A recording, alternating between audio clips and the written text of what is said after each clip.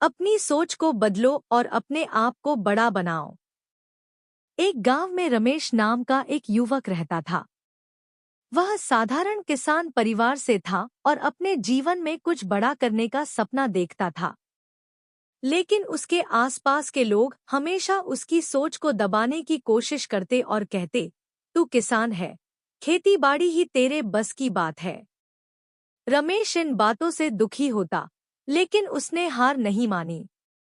एक दिन गांव के बड़े बुजुर्ग ने उसे सलाह दी, बेटा, अगर तुम अपनी सोच को बदल सको तो कुछ भी संभव है।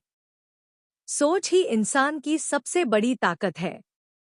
उस दिन रमेश ने ठान लिया कि वह अपनी सोच को सकारात्मक बनाएगा और अपने सपनों को साकार करेगा। उसने नई खेती की तकनीकों के बारे में पढ़ाई शुरू की, अलग-अलग जगहों पर जाकर प्रशिक्षण लिया और आधुनिक तकनीक को अपनाकर खेती में बदलाव लाने का प्रयास किया। शुरुआत में लोग उसका मजाक उड़ाते थे, लेकिन धीरे-धीरे रमेश की मेहनत रंग लाई। उसकी फसलें न केवल बढ़िया उत्पादन देने लगीं, बल्कि उनकी गुणवत्ता भी बढ़िया थी। रमेश ने अपने उत्पादों को शहर में बेचने के लिए मार्केटिंग शुरू की और धीरे-धीरे उसकी पहचान एक सफल किसान के रूप में होने लगी। कुछ सालों में रमेश ने अपने गांव में खेती के तरीकों को पूरी तरह बदल दिया। अब वह न केवल खुद सफल था, बल्कि उसने गांव के अन्य किसानों को भी नई तकनीकों का ज्ञान दिया। लोग जो कभी उसकी सोच का मजाक उड़ाते थे, अब उसे प्रेरणा मानते थे। शिक्षा। रमेश की कहानी हमें सिखाती है कि अगर हम अपनी सोच को सकारात्मक और बड़ा बना लें, तो कोई भी सपना बड़ा नहीं होता। सोच बदलने से ही इंसान अपने जीवन में बदलाव ला सकता है और दूसरों के लिए प्रेरणा बन सकता है। कहानी पसंद आई तो लाइक, शेयर और सब्सक्राइब करें। धन्यवाद। एक गरीब किसान का नया साल। बहुत समय पहले एक छोटे से गांव में रामू नाम का एक गरीब किसान रहता था।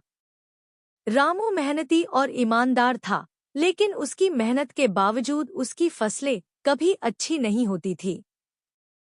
उसके पास थोड़ी सी जमीन और एक पुराना बैल था।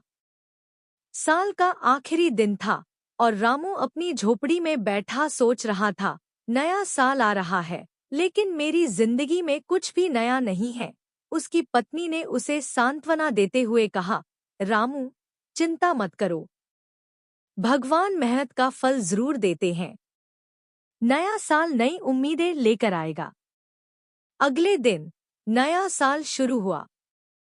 रामू ने ठान लिया कि वह इस साल कुछ अलग करेगा। वह सुबह सुबह उठकर जंगल में लकड़ियां काटने गया। लौटते समय उसे रास्ते में एक बूढ़ा साधु मिला। साधु ने रामू से पूछा, बेटा, तुम इतने उदास क्यों हो?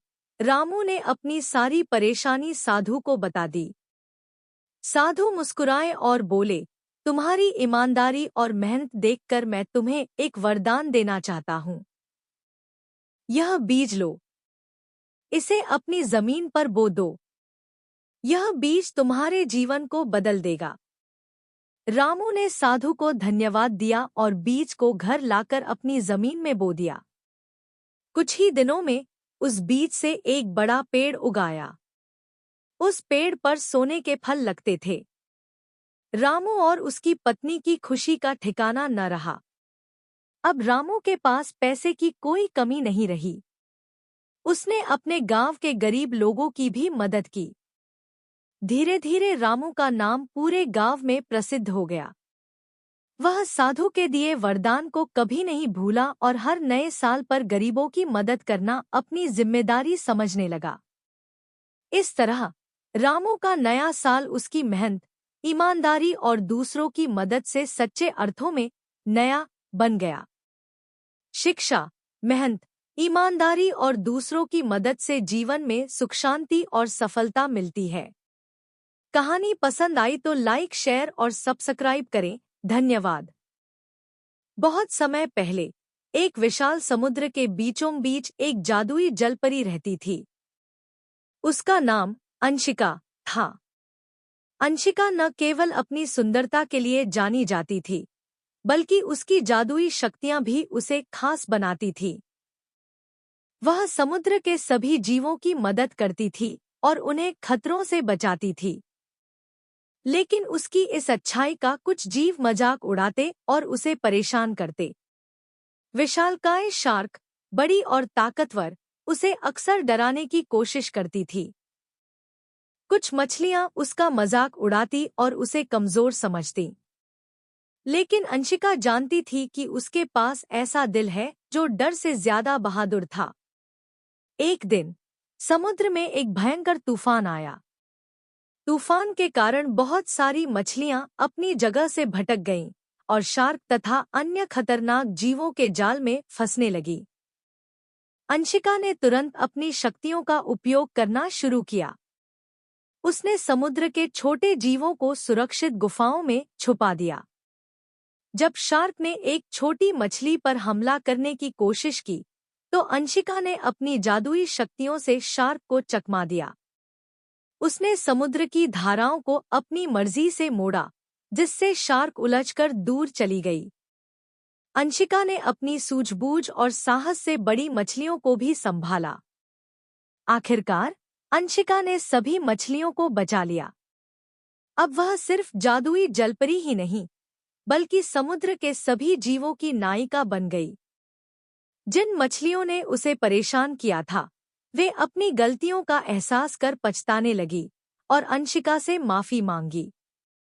अंशिका ने उन्हें माफ कर दिया, क्योंकि वह जानती थी कि सच्ची ताकत नफरत में नहीं, बल्कि प्रेम और करुणा में होती है।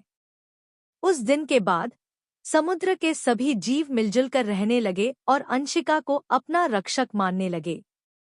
अंशिका का नाम अब हर लहर के साथ गूंजता था और वह एक मिसाल बन गई कि सच्ची ताकत दिल से आती है, न कि डराने धमकाने से।